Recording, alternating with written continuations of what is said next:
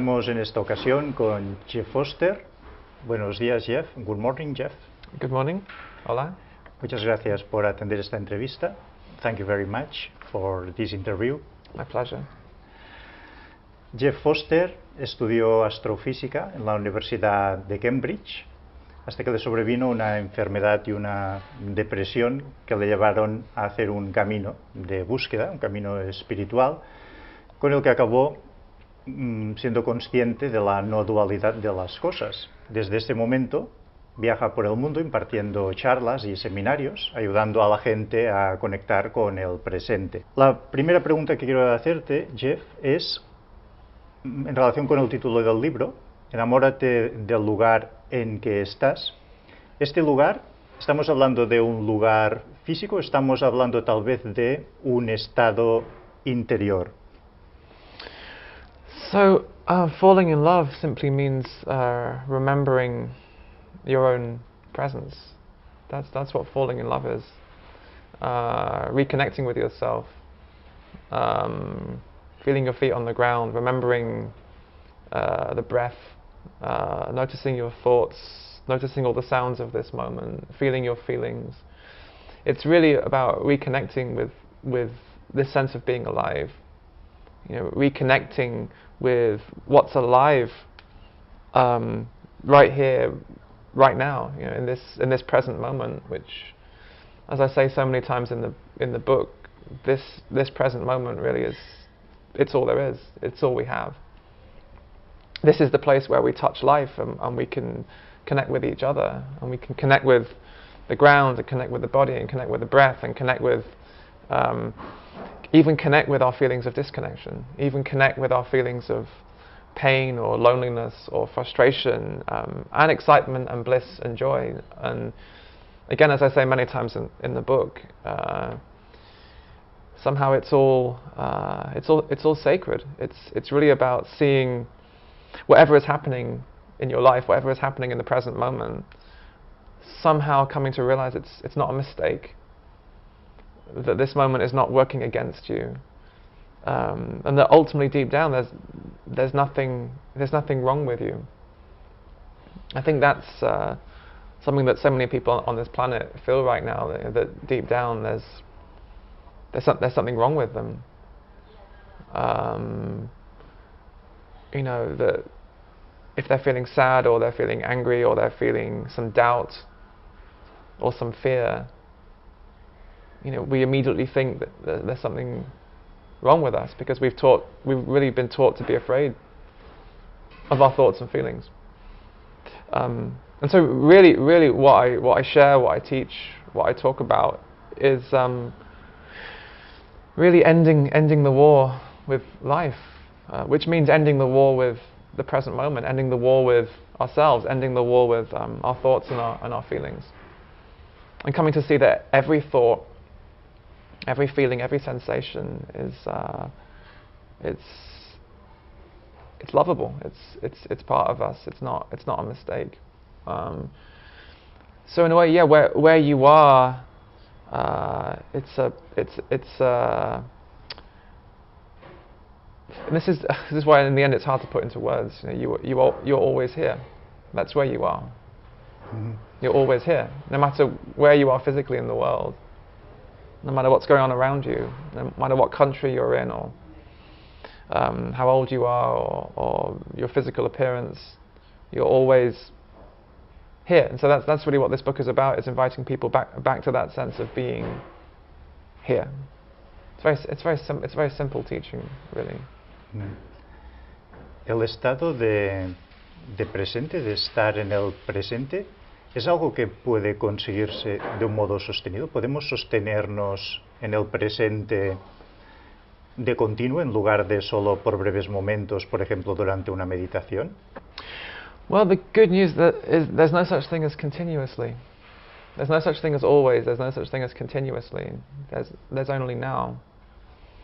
I think the mind is kind of amazing, you know. Actually, all we have is the present moment. You're always in the present moment. You're always in presence. In the deepest sense, you are presence. So in the deepest sense, you can't actually lose presence or be far from presence. You are presence. But it's amazing. The mind will turn anything into a goal. You know, the mind loves its goals, somewhere to reach, a destination. The mind always thinks in terms of destination. So the mind will even take this idea of the present moment or presence and make it into a goal. Or how do I get to presence? Or how can I be in presence all the time, permanently, continuously? Then that becomes just another struggle to reach presence, to be in presence. The truth is, in reality, you can't be in the present moment or out of the present moment. If you think about it, even if you were out of the present moment, that would be happening in the present moment. In the present moment, you would experience yourself as being out of the present moment. But that would be happening now. Even if you were out of the now, if that was possible, that would be happening now. Now, you would think or feel that you were out of the now, but that would be happening now. So really, you can't escape the now. You can't reach it. Technically, you can't even be in the now or out of the now. In the deepest sense, you are now. You are presence. So you can't be in or out of yourself. Mm-hmm. Because where would you go? If you were out of yourself, where would you go? There would have to be two of you. If you were out of yourself, there would have to be two of you. One in yourself and one out of yourself. So there can't be two of you. There's only one. You are one. You are presence. You are now. So then that question, how can I be permanently in the now? It's a beautiful question, but in a way it's the mind's question too. It's already made it into a goal. Mm. So you can't be in the now or out the now. You are the now. De cualquier modo, estar en la no dualidad es una experiencia especial que nos ocurre tal vez una vez en la vida y determina todo el resto de nuestra vida. No es una experiencia más, ¿no? Es algo que te transforma la vida. So, I'm not sure this is what you mean, but I'm not talking about a special experience that you can have.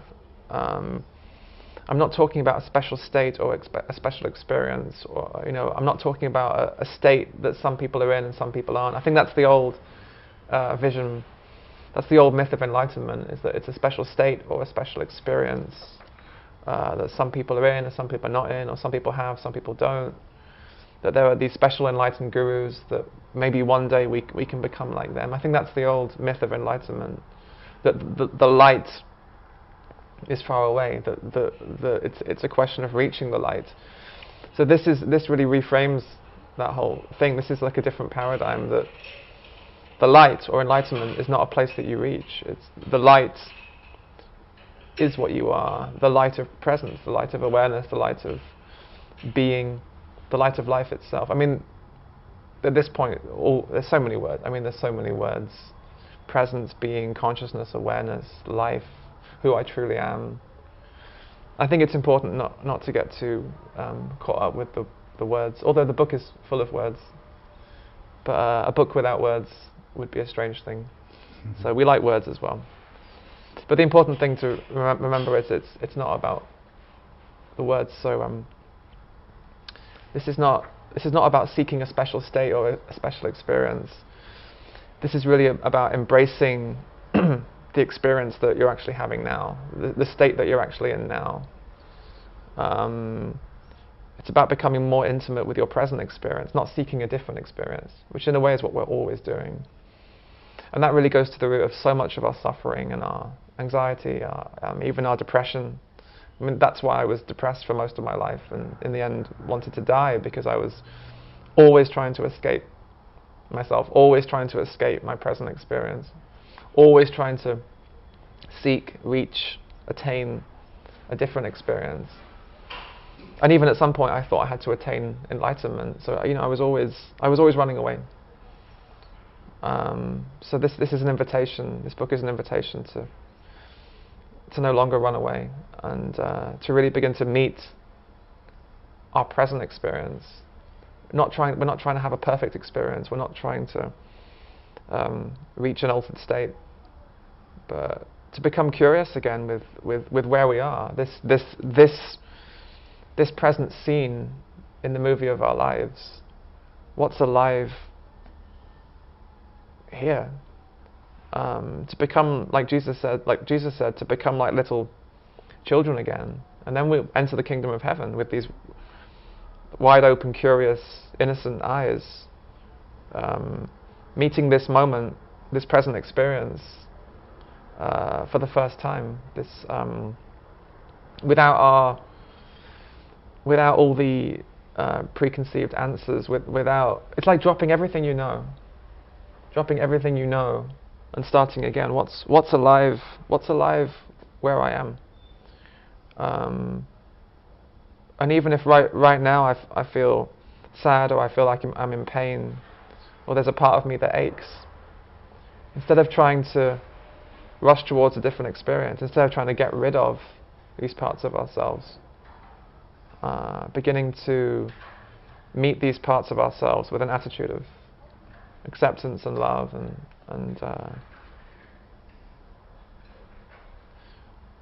it's a very simple teaching.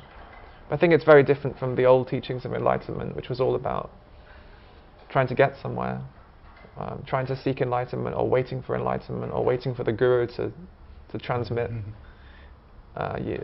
You are the light, in a sense. Who you truly are is already the light. You are already enlightened.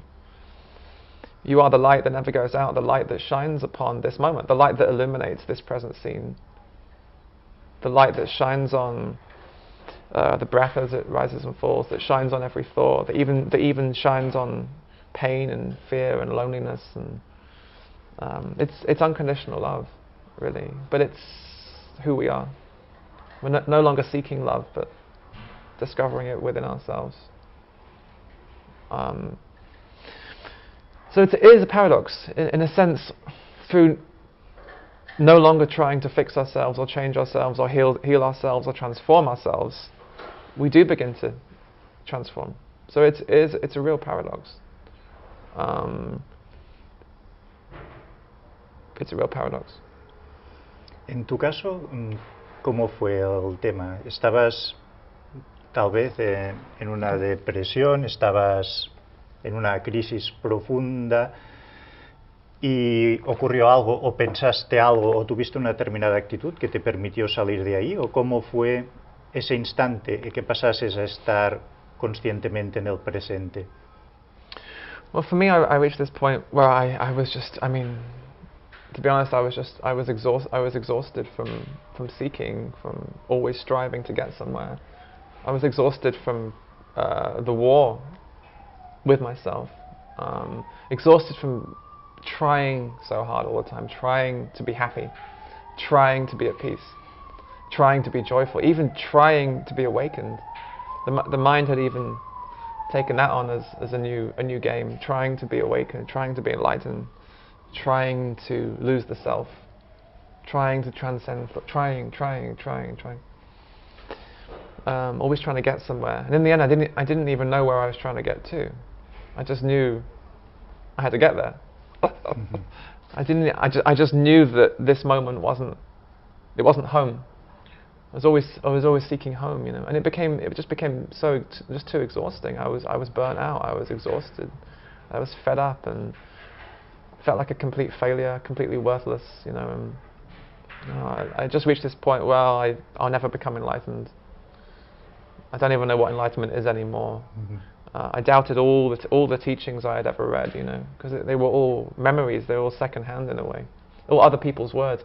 I just got this point. I was just sick to death of other people's words, other people's teachings, and telling me how I should be, how I should feel, which state I should be in, which state I shouldn't be in, which thoughts I should have, which aren't. So at this place of complete exhaustion, crisis, breakdown, this other possibility came through.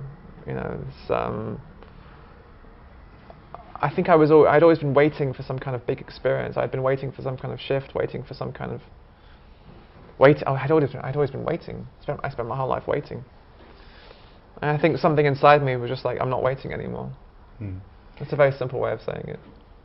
¿Crees que es posible hacer este cambio sin llegar a este agotamiento y a esta crisis profunda? ¿O solamente tomando una decisión podríamos entrar como ahí? Well, the truth is we are all this already. I mean, what I am is what you are, is what he is what she is. You know, underneath our thoughts, our feelings, our stories, our histories, our nationalities, our beliefs, our religions, the color of our skin, the color of our hair, and underneath all of that, all the games we play, the masks, the roles, we are already, all of us are already the same presence, the same consciousness, the same ocean, seemingly different separate waves, but underneath we're all the same ocean of consciousness. So in that sense, no one becomes this, no one reaches this. We are all already this. Not all of us always remember. I think it's a question of remembering. It's not a question of becoming. It's a question of remembering who you are, not becoming, but remembering. I think that's a really important distinction. It's not something that will happen. It's not something that happens. It's more like a remembering of what is already happening. So it's a really important distinction. Already. So, of course, many people that I meet, many people watching this interview will have gone through or will be going through some kind of crisis. Some people like me reach a point of just extreme breakdown and depression and wanting to die, complete disillusionment with the world, disillusionment with all the promises I've been made, disillusionment with all the teachings of enlightenment, complete disillusionment. So my story was quite extreme. My suffering had been so extreme. Not everyone has to go through some big breakdown, some huge dark night of the soul. Many people do. I think everyone suffers to an extent, though. I've never met anyone who hasn't suffered to an extent and hasn't felt some stress or depression, anxiety, or who hasn't come to question. I think life in so many different ways, big ways and in small ways, brings us to this question, who am I? Mm-hmm. So I think in the end, whether we go through a huge breakdown or we just get to this point where nothing really makes sense anymore, and I just feel something's missing. I work hard. I have enough money. I've done all these things that were supposed to make me happy, and yet something strange, something's missing. And I think it's a very precious time when you begin to become a little bit disillusioned with your life. I think that's wonderful. Mm-hmm. I love it when people become disillusioned with their lives, because that can really be the beginning of being drawn into this sacred question: who am I? On the deepest level, who am I? Am I who I thought I was? Am I my job? Am I my bank account? Am I the certificates on my wall? My worldly successes or failures? Is that who I really am? So I think through crisis, big or small, we're all eventually drawn to this question: who am I? Who am I? What's my true nature? And what's the true source of happiness? That's really the question. The question, who am I, is really the same question. What's the true source of happiness? Does happiness come from outside of me? Does love as well? Does love come from outside of me? Is it something that I have to strive for, work hard for, beg for? Do I have to deserve it? Am I worth it? Does happiness come from outside? Or, and this is where this teaching comes in, is happiness something that's actually more deeply rooted in presence? Is that the true source of happiness, our own presence, our own sense of being alive? Hay una idea que se repite mucho en el libro, tal vez podríamos considerar que es su eje vertebrador, que es como en el fondo todo está bien. Me gustaría preguntarte si estarías de acuerdo como en decir que esta es como la idea principal o el hilo conductor del libro. Everything is okay. Sometimes, in certain moments, you feel that everything is not okay. That's okay. That's really important to say as well. Everything is okay, but sometimes the moment doesn't feel okay. You feel not okay. And it's about making room for those feelings as well, even the feelings that this, this is not okay. Feelings of resistance and frustration, and even like a sense of not wanting this moment to be as it is. What I'm saying on a deeper level, even those feelings, those thoughts and those feelings are okay. So it's this deeper sense of okay. It's not about believing that everything's okay, because you can believe everything's okay and actually feel that everything's not okay, and you're just lying to yourself. So it's this deeper sense of okay that, again, basically it's another way of talking about presence. This deeper sense of safety, this deeper sense of okay, this deeper acceptance. It's not about trying to accept this moment or trying to get rid of non-acceptance. It's this deeper acceptance in which even a thought, a feeling of non-acceptance, of resistance, is allowed, is held, is also lovable. There's also enough space in this moment for a feeling of not okay, for a feeling of resistance. So it's okay even when it's not okay. Por lo tanto, también están bien los sentimientos que nos hacen sufrir. Yeah, and I think it's important to distinguish between pain and suffering. What's that old saying? That old Buddhist saying: pain is inevitable, suffering is optional. So as long as you have this physical body, for example, physical pain is always going to come in some form. And emotions, feelings are always going to come. Feelings are very natural. Sadness, anger, fear. These are very natural movements of life. They're like waves in the ocean. They come, they stay for a while, and they pass. That's their nature. Sadness, anger, fear. They don't come to hurt you. They don't come to destroy you. They don't come because you've done something wrong. They don't come because there's something wrong with you. They don't come as a punishment. Like some religions teach that, oh, you're feeling this because this is a punishment from God, or some, there's some New Age teachings that might say, well, this is these feelings are your fault because it's karma, or you didn't pray enough, or you didn't manifest in the right way, or blah blah blah blah blah blah. And I think what we want to do first of all is just remove this sense of shame and blame. I think that's what so much of this book is about as well, is just removing the blame and the shame, and because in a way we're so hard on ourselves. Physical pain, sensation, or sadness, anger, fear, they're completely natural. They're always going to arise in your experience. What's unnecessary is when we start to think about our pain, and that's where so much extra suffering begins, and so much fear comes, and eventually so much self-hatred and depression. We start to think about our pain, we start to think about our sadness, we start to think about our fear. We start to resist.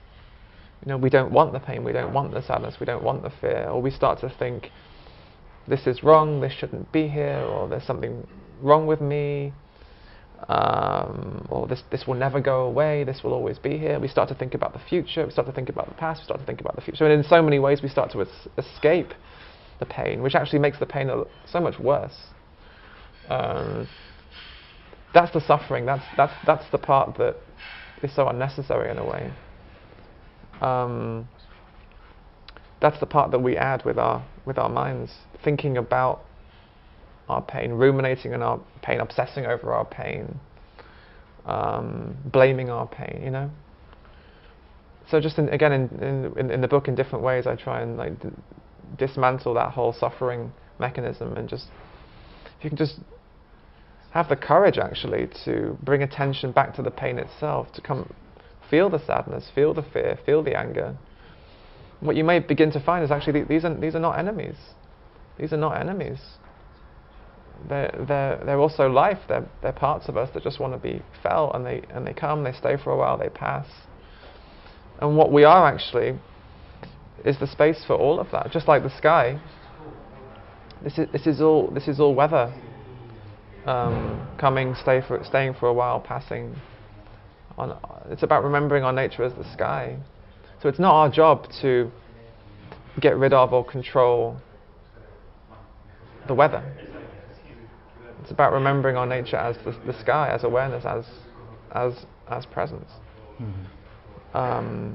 So I think it's important to talk about just the difference between pain and suffering, which comes from thinking about our pain and resisting our pain and denying our pain and pushing our pain away and running away from our pain. Mm-hmm. So if we can just begin to end the escape. This book is an invitation to have the courage to stay with life, to not run away.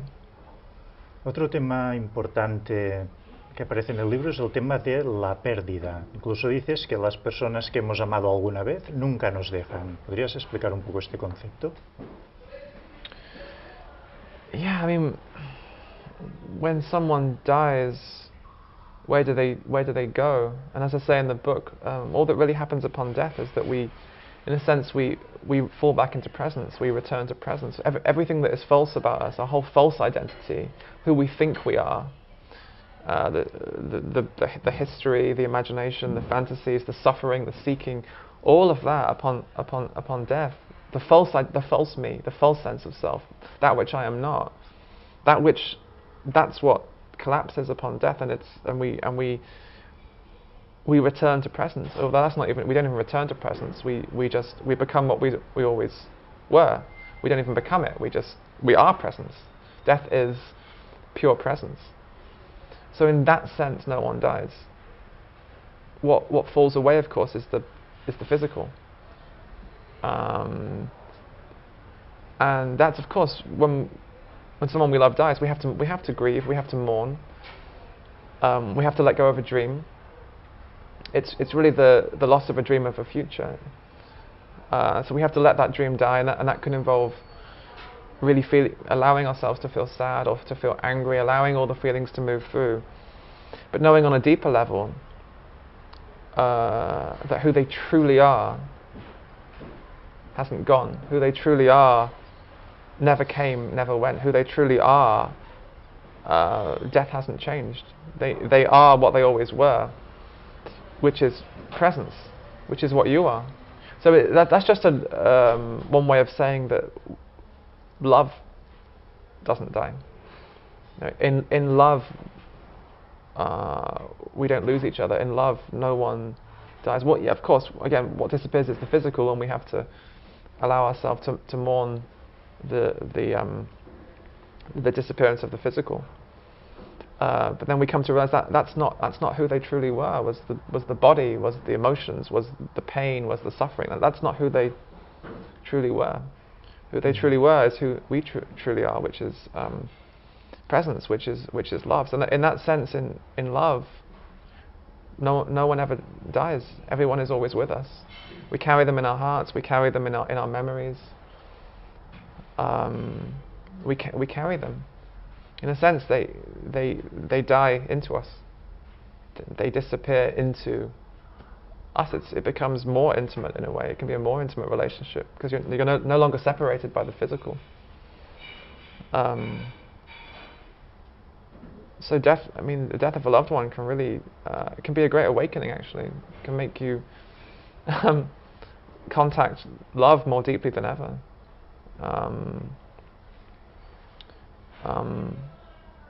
Make you feel, and actually it can make you feel more alive than ever. You may feel more sadness than you ever felt, but you also may feel more joy than you've ever felt. You can really be a great awakening. You can feel more alive than ever. And it can be a wonderful way to remember your own capacity as the sky. There's a place in you for the greatest joy and the greatest sorrow, and you can hold both. there is space in you for all of it, not just half of it, but all of it. So you allow your heart to break. You allow your heart to break. You say yes to even that. Ok, pues muchas gracias por haber atendido esta entrevista.